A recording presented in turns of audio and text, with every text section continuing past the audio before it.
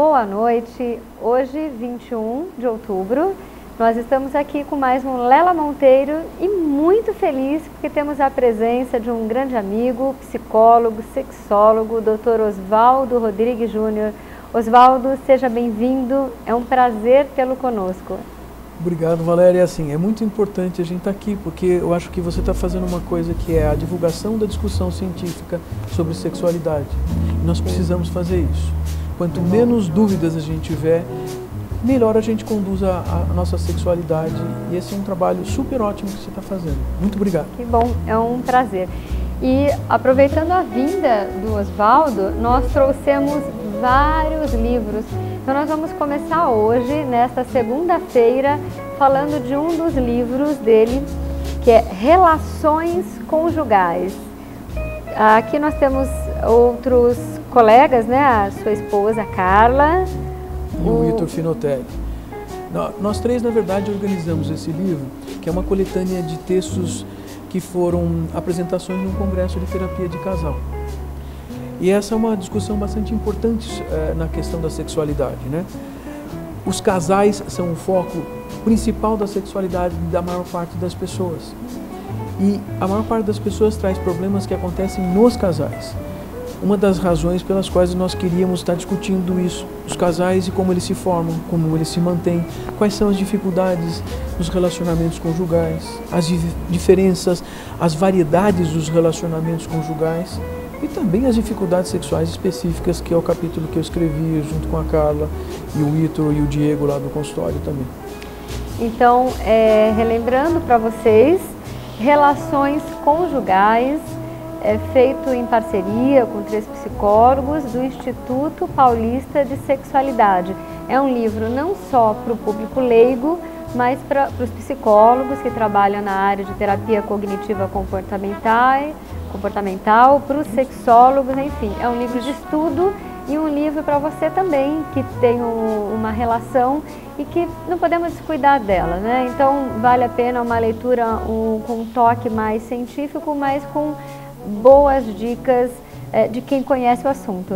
Verdade, essa é uma boa e importante discussão sobre a formação dos casais e os relacionamentos dos casais.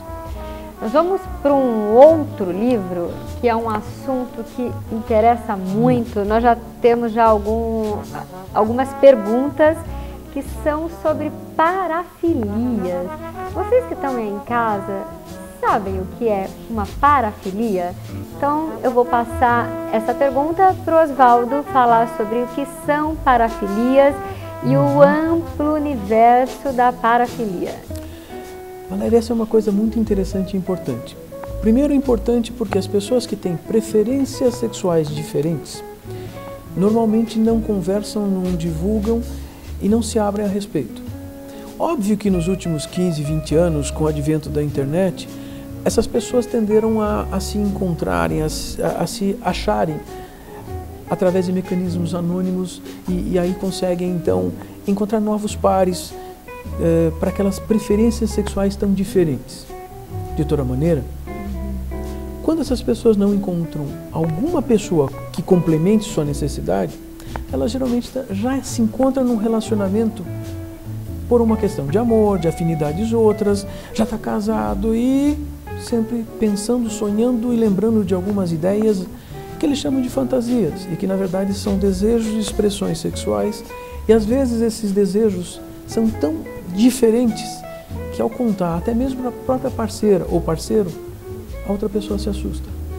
E se assusta como que eu não sabia que você era assim. Algumas dessas formas são bastante até comuns, vamos dizer, comuns, por exemplo, no consultório. Não é difícil chegar um casal, marcar uma consulta, sentar-se ali na frente e ele me olhar e dizer assim: doutor, conta para ela que um homem usar calcinha durante o ato sexual não é errado. Errado não é, mas a gente tem que perguntar se a outra pessoa concorda, consegue participar, está de acordo com as regras dela, com os valores dela. E aqui nós temos as complicações. Por isso que nós estamos falando das relações conjugais. Isso junta tudo, sexo e relacionamento a dois. Nós temos uma pergunta, Oswaldo, do Charles. Ele coloca só como Charles. é de São Paulo. Obrigada pela participação. E ele fala que ele é sadomasoquista, mas que ele não é uma pessoa ruim, que ele é do bem. E a grande dificuldade de encontrar uma parceira, quando ele relata para ela que tem prazer só dessa forma, ele acaba perdendo a companheira. Então, um grande dilema, ele só tem prazer dessa forma, mas ele tem uma grande culpa por ser assim. Charles, você está contando uma coisa importante para a gente. Primeiro, você está procurando uma parceira e você consegue falar a respeito disso. Torno a dizer, uma grande parte de pessoas nem consegue falar a respeito dessas necessidades que já percebe que não pertencem à maioria das pessoas. Mas, realmente, encontrarmos alguém que se case com as nossas necessidades não é assim tão fácil. E parece que garimpar e procurar a partir dessa preferência se torna não só uma necessidade sua, mas também uma necessidade para a existência de um casal que tenha uma adequação e se mantenha bastante tempo. Há muito tempo se discute, por exemplo, essa questão sobre sadomasoquismo. No século XIX, comecinho no século XX, se criaram as palavras sádico e masoquista. Essas palavras foram criadas com a intenção de patologizar, de tornar uma patologia, de mostrar que isso era uma doença da mente. Essa é uma discussão complicada. Ultimamente, alguns estudos andaram aparecendo demonstrando que pessoas que têm práticas sadomasoquistas sexuais são, em geral, bastante normóticos, normais e menos doentes mentais do que os outros. Uau! Isso é importante. Em verdade, mesmo quando nós usamos os parâmetros dos manuais de doenças mentais, nós vamos ler um itemzinho para considerar essa pessoa com um problema ou uma doença. A pessoa sofre sentindo essas necessidades ou praticando essas coisas. Um sadomasoquista gosta de fazer o que faz. O sofrimento até pode existir no sentido do jogo sadomasoquista, mas não um sofrimento por viver aquilo. Isso faz com que essas pessoas se sintam mais organizadas do que muitas outras pessoas. Agora, a dificuldade é encontrar outra pessoa com quem a gente possa juntar as coisas. Perguntar é a melhor maneira, mas não é fácil. Eu falava que a internet tem ajudado. É mais provável que você encontre grupos de afinidades relacionando o sadomasoquismo em vários chats junto de grandes provedores, que você vai encontrar pessoas que são parecidas ou complementares às suas necessidades. É mais fácil assim do que chegar ali no barzinho e esperar que alguém... Para aceitar. É. Tem uma pergunta da Terezinha, que é de Petrolina. Que bom! Ela pergunta se necrofilia existe mesmo, ou é uma coisa do diabo, é uma coisa inventada, ou é uma coisa do pessoal que estuda demais os cadáveres. Será que ela coloca que todo funcionário do ML é necrofílico? Acho que não, mas vamos... Olha, essa é uma discussão antiga, né? Na verdade, o desejo por relações sexuais com pessoas mortas não é uma coisa nova. Já temos relatos desde o Antigo Egito, ou seja, há 5.000 anos. E, no entanto, volta e meia isso acontece, e acontece de uma maneira complicada, porque das ditas parafilias, das formas diferentes de preferências sexuais, algumas são complicadas porque elas são ilegais, são extremamente imorais, ou elas estão fora das normas culturais. E, por exemplo, a necrofilia, ela é diretamente, claramente ilegal. Por quê? Porque é violação de cadáver. Está escrito lá, é crime. As pessoas que têm essas necessidades, para elas conseguirem satisfazer essas necessidades, elas estão cometendo um crime. E muitas vezes, ao perceber esse esquema todo, um crime por outro, a gente vai lá matar alguém e vai para fazer sexo com alguém morto depois que a gente matou. Uau! Então, sim, existe. E normalmente isso se associa a uma psicopatologia, porque essas pessoas não conseguem se adaptar. É diferente do sadomasoquista, porque uma pessoa sádica, outra masoquista, a gente combina, conversa, aprende os limites, lida com isso, gosta de estar junto, pode se formar um casal. Com a pessoa morta não dá para fazer isso. Né? Então, isso é uma questão que existe sim e é uma psicopatologia. Não são todas as pessoas que trabalham no Instituto Médico Legal.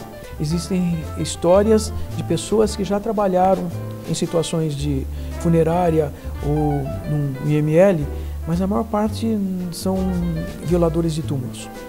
Então, um mito, né? Que se cria. Então vamos abrandar um pouquinho mais os temas. Eu adorei a capa desse livro, achei lindo. É o sexo que mais aparece.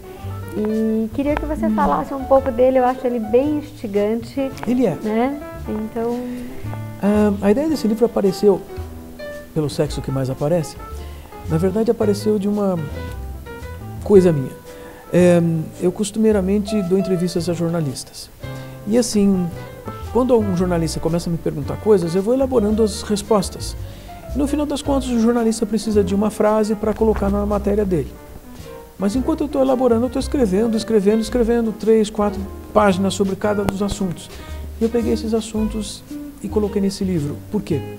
É o sexo que aparece para todo mundo, nas revistas, nos jornais, na internet. Ou seja, é aquilo que parece ser a preocupação das pessoas. Eu tento trazer nesse livro exatamente assim, o assunto e as discussões associadas ao assunto. Algumas coisas podem ser relacionadas a parafilias, por exemplo. Porque volta e meia, alguns desses assuntos aparecem como uma curiosidade. Agora, da curiosidade e como a gente vai lidar com isso, eu tinha que fazer alguma coisa e saíram umas 300 páginas aí só sobre material que aparece na mídia geral. Que bom. Dando então continuidade, nós temos mais um. Então aqueles que ficaram assustados um pouco com a grossura do sexo que mais aparece, esse é um pouquinho mais tranquilo. Temas sexuais, curiosidade e ciência, eu adorei isso, curiosidade e ciência.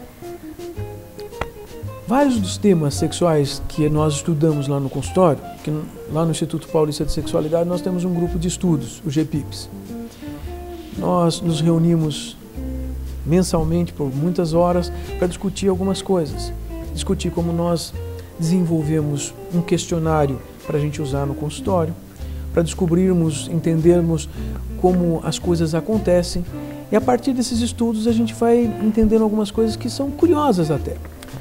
Valéria, eu estava falando com você logo antes que a gente devia falar sobre o desejo sexual. Nós fizemos um estudo sobre um questionário. Na verdade, nós chamamos isso de um instrumento, porque é uma forma de mensurar algumas questões relacionadas a desejo. E de repente nós estávamos descobrindo uma coisa, porque através de um tratamento estatístico, várias pessoas respondem, a gente vai estudando como aquilo se encaixa, e aí nós vamos separando algumas coisas que fazem sentido de acordo com esse estudo estatístico. Não é só um estudo estatístico meramente, mas esses estudos mostraram para a gente que existe um desejo, que é um desejo geral, por exemplo. Então nós vamos com o grupo todo aqui, nós saímos ali fora, vamos para um barzinho, sentamos ali para conversar. Se alguém fala que gosta de alguém que está passando, é mais provável que esse desejo apresentado seja um desejo social, socialmente aceito. É aquilo que todo mundo acha que deve ser o normal e o preferível. Então nós aprendemos a falar aquilo que nós achamos que todo mundo gostaria de ouvir. Existe uma segunda forma de desejo que implica exatamente o desejo pela pessoa que nós elegemos, que escolhemos para um relacionamento a dois, um relacionamento de longo prazo. Porque é interessante, se nós observarmos as pessoas quando elas se casam, elas não necessariamente são parecidas com as pessoas que nós dizemos que são as mais bonitas que estão nas revistas. Nem homens nem mulheres. Mas estas pessoas foram escolhidas por uma série de outras funções. Não é só por uma beleza externa, não é sobre uma aparência, não é sobre apenas pelo que ela fala, mas diz respeito à capacidade de se relacionar. As mulheres falam muito mais isso que os homens, não é? Porque quando as mulheres falam dessa coisa do romantismo, na verdade é da capacidade de manter um relacionamento a dois. Isso é cotidiano, é dia a dia. Eu sempre falo para os meus pacientes, é interessante, né? A gente faz mais coisas durante a semana do que sexo. Aliás, muitas vezes ao terminar uma consulta eu posso usar esse mesmo argumento dizendo assim, nós ficamos aqui quase uma hora falando e falando de sexo e nenhum dos dois fez sexo, né? Ou seja, a gente fala mais do que faz. O cotidiano das pessoas é mais importante. Então os relacionamentos são muito ligados ao desejo. E aí nós percebemos essa coisa, um desejo associado à pessoa que nós elegemos. E no entanto havia e há uma terceira forma de desejo. Uma forma que diz respeito a uma necessidade de satisfação sexual, mas sozinho, um autoerotismo. Eu não gosto de usar o termo masturbação, porque sempre me lembro que a palavra masturbação, etimologicamente, lá na origem, ela deve significar uma de duas coisas. Ou estuprar com as mãos, ou profanar o sagrado. Pesado. Não é bonito, né? E, no entanto, essa necessidade de dar atenção junto do próprio corpo para obter uma satisfação sexual, ela acontece independente dos relacionamentos a dois.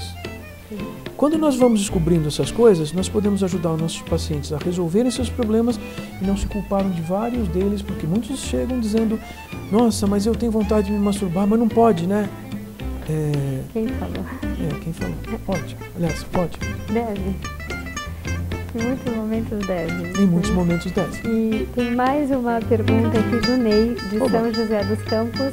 Ele queria saber da sua experiência, o que teve de mais curioso num consultório de um sexólogo? Mais curioso? Eu diria assim que eu chamaria de curioso todas as coisas que acontecem a cada dia, a cada horário que eu atendo. Por que curioso? Porque se eu não apresentar uma curiosidade de acordo com o que o meu cliente procura, eu não vou saber e não vou ajudá-lo a responder às necessidades dele.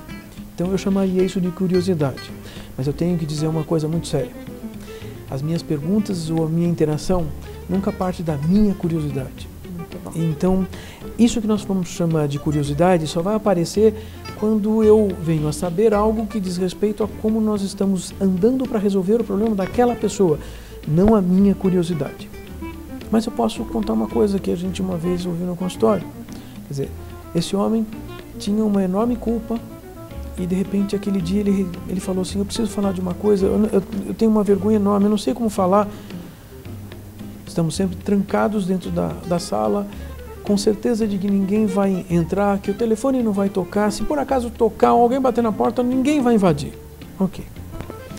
E de repente ele começa a contar assim: é que eu gostaria de fazer sexo com a minha mulher por trás. Não, sexo anal, muitos fazem. Não, é só por trás mesmo. Mas pode fazer isso. Isso não é ruim? Não vai fazer mal? Não é humilhante para ela? Não. Então, assim, às vezes uma coisa que soa muito simples é uma daquelas curiosidades, ou na verdade, parece que a gente precisa falar dessas coisas simplesmente para livrar um problema. Veja, às vezes é uma coisa bastante simples, mas é com grande sofrimento das pessoas. Mas é óbvio que eu posso pensar que tem pessoas que apresentam preferências muito diferentes, como aquele sujeito que, por exemplo, ele fazia questão que a mulher dele chegasse no final da tarde e não tomasse banho antes de dormir, porque ele gostava do cheiro do suor vencido. Inclusive, combinado, ela não usava perfume, nem desodorante, e tênis o dia inteiro. Porque o cheiro do corpo, o cheiro suado, já decomposto, era o que ele tinha preferência. Bom, se ele encontrou a pessoa certa, quem somos nós para dizer que ele estava errado? Perfeito. O grande papel do sexólogo, do terapeuta sexual é primeiro ouvir, né? Primeiro e não ouvir. julgar, um lugar onde ele possa ter certeza que vai ser amparado, né? E não ser julgado como muitas vezes a vida inteira foi julgado e rotulado. Mas eu quero aproveitar a sua presença também para falarmos do congresso que tivemos agora no dia 20 e 21 de setembro em Porto Alegre. Depois de 20 anos, conseguimos trazer o Congresso Internacional de Medicina Sexual para o Brasil. De saúde sexual. Que é uma coisa maravilhosa, né? Me fala um pouquinho, então, desse congresso para a gente. A Associação Mundial para a Saúde Sexual, até há poucos anos, até 2005, ela se chamava Associação Mundial de Sexologia. A verdade, eu era secretário-geral e tesoureiro, inclusive nessa época, desde o ano 2001 até 2005. Essa associação sempre teve como finalidade juntar, propiciar, congregar pessoas que trabalham profissionalmente com as questões da sexualidade. E a cada 2 anos nós temos um congresso em algum lugar no mundo. Em 1993 nós tivemos um congresso no Rio de Janeiro e voltamos até agora em Porto Alegre. Aliás, por que em Porto Alegre? Às vezes é mais fácil a gente encontrar uma cidade que seja mais barata do que São Paulo, Rio de Janeiro. Mas uma questão interessante é porque também o Rio de Janeiro tinha sido sede daquele Mundial de 93. Esses congressos reúnem 1000 pessoas, na verdade muitas vezes reúnem muito mais. O congresso em 2001 em Paris reuniu 3.000 pessoas, em Havana reuniu quase 2.000 pessoas, em Montreal 1.500. Isso varia muito de acordo com o país, facilidades de se chegar, custos, etc. Mas o mais importante é termos um fórum para discutir profissionalmente o que nós temos de pesquisas recentes, o que se andou pensando, políticas dos vários países, uma questão e discussões éticas no mundo todo. Quer dizer, é uma forma dos profissionais se manterem atualizados e conseguirem estar discutindo coisas para não ficar fora da realidade. As coisas sempre mudam. As questões da sexualidade há meros 100 anos eram doenças da mente, hoje são coisas, são práticas possíveis. Nós temos que aprender com tudo que é recente e tudo que é estudado. E nós tivemos esse congresso. E quando você lembrou de medicina sexual, é que o ano que vem nós temos em São Paulo, em outubro, o Mundial de Medicina Sexual. Nós estamos bem no painel aí. E também queria que você falasse um pouco, eu tenho visto muitas postagens suas, nesses congressos todos latinos, americanos, você tem alguma peculiaridade, né, a cultura latino-americana dentro da saúde sexual? Algumas coisas têm sido mais comuns. Na verdade, a cultura latino-americana, os países diferentes têm algumas coisas em comum, que significa que se nós pegássemos as discussões técnicas, teóricas e até mesmo pesquisas dos Estados Unidos, Canadá ou Europa e aplicássemos à nossa realidade, alguma coisa não vai dar certo. Então, uma das coisas mais costumeiras que nós temos nas discussões dos latino-americanos, nos congressos de cada dos países, é descobrirmos como fazermos adaptações às mesmas discussões e, com isso, fazemos contribuições reforçando a discussão básica. A expressão da sexualidade é uma variedade enorme e cada cultura tem a sua forma. Então, formas de tratamento de problemas sexuais precisam de alguma organização que leve em consideração a cultura, que leve em consideração cada meio e grupo social, além das questões psicológicas, além das questões biológicas. E é para isso que servem os congressos. Muito bom. Na América do Sul, a gente tem participado cada mês em algum outro país discutindo essas questões. Que coisa boa. É bom. Oswaldo, eu gostaria de ficar com você, ficaria com você a noite toda, mas temos o horário. Ótimo.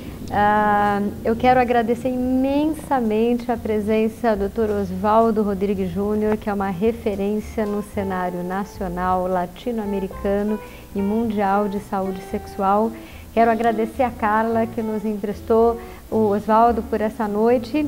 E quero deixar a imagem dos 4 livros e falar que nós teremos sorteios, vamos sortear um de cada para você que curtir a nossa página na internet, Programa Lela Monteiro, pelo Facebook, pelo Twitter ou aqui pela Just TV.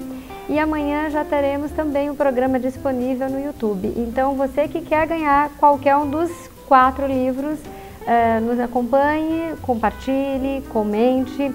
E mande suas perguntas, as que deram para nós respondermos hoje aqui. As outras nós continuaremos respondendo uma a uma para você.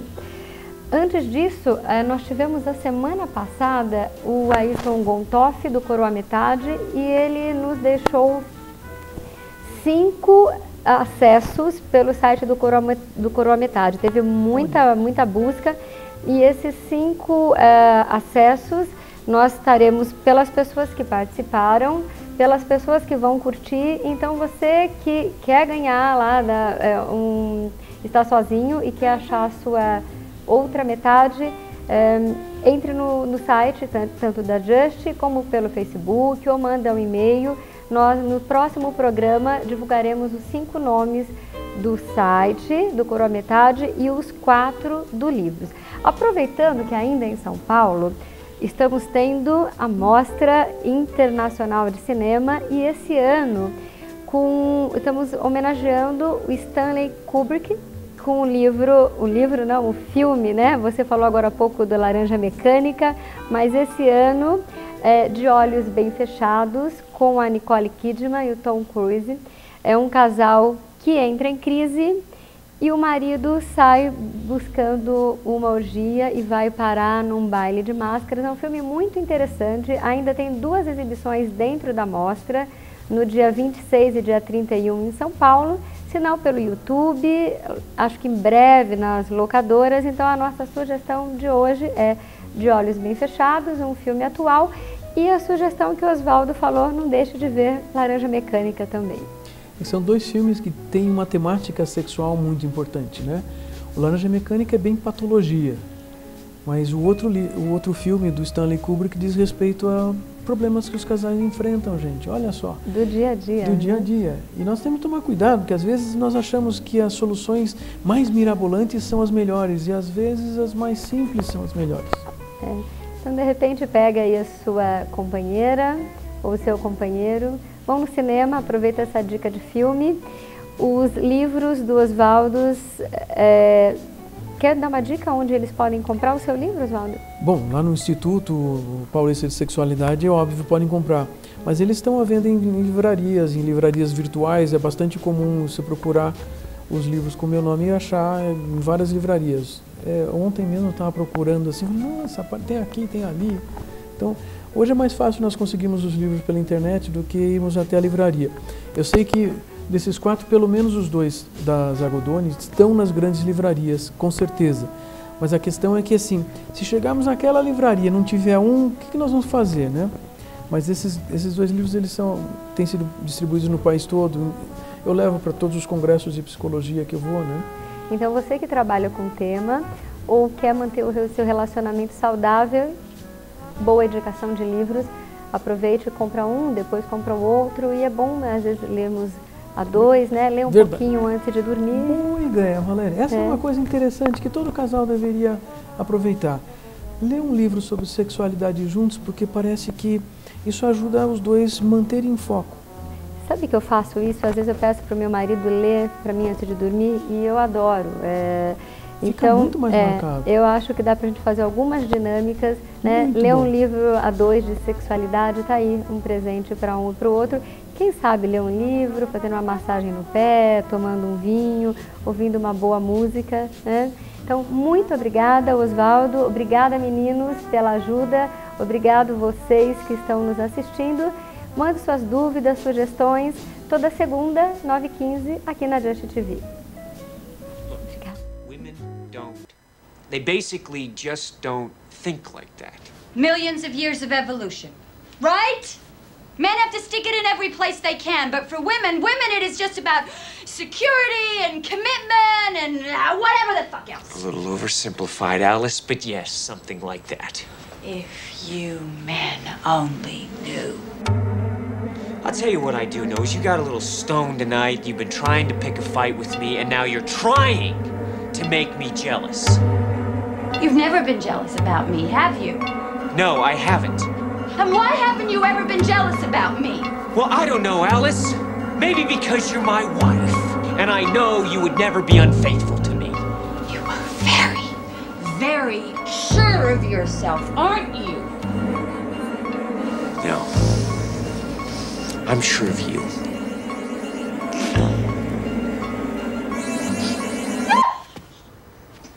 Do you think that's funny?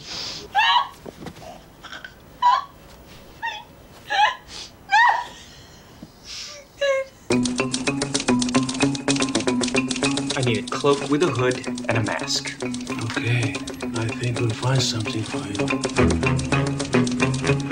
I suppose you'd like the password. If you'd like, sir. Fidelia. Thank you, sir.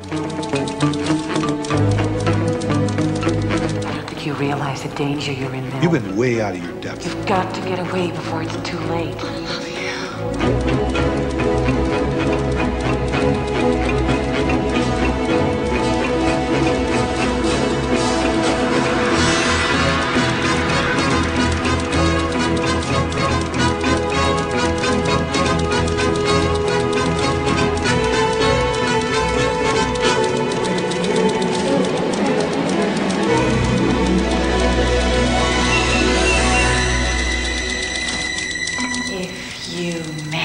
only